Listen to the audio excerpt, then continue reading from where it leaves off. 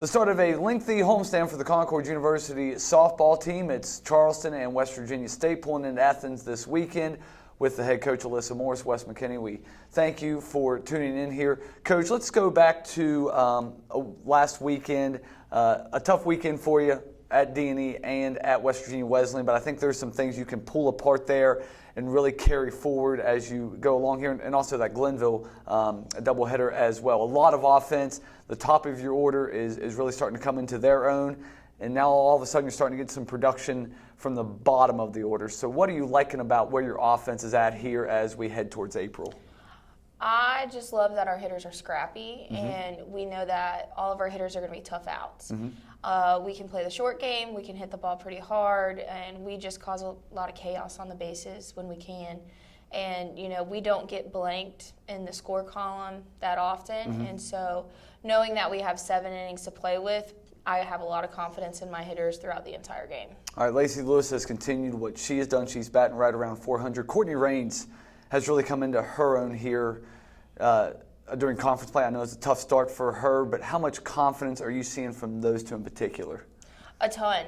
They are hard workers day in and day out, and they can cover all sides of the plate, and they're going to battle, and they do their research on the pitchers that they're facing, and they are just tough outs overall. I know. How about your pitching? Madison Hollis, a solid performance at Wesleyan, a solid performance again, backing that up against Glenville State on Wednesday. So as she begins to get healthy here, gain some confidence in the circle, how much can she help you guys down the road? Oh, a ton. She just has that work ethic and that grit to where, you know, if for some reason we need her in another game, you know, game 2, then she's going to go in game 2, and she's going to give us everything that she has. All right, let's now focus on the games at hand here. It's Charleston first. You guys were fortunate enough to scrap your way, you know, as you said earlier, to a pair of wins at Charleston back a couple of weeks ago. 1-0 victories in both games. Madison was awesome. You got just enough offense, particularly from Kendall Morgan. What has to happen here again to have that same kind of success? We got to put all facets of the game together. And, you know, that's one thing that we've struggled with this season is, you know, we're really strong offensively, and then we could struggle either in the circle or defensively a little bit.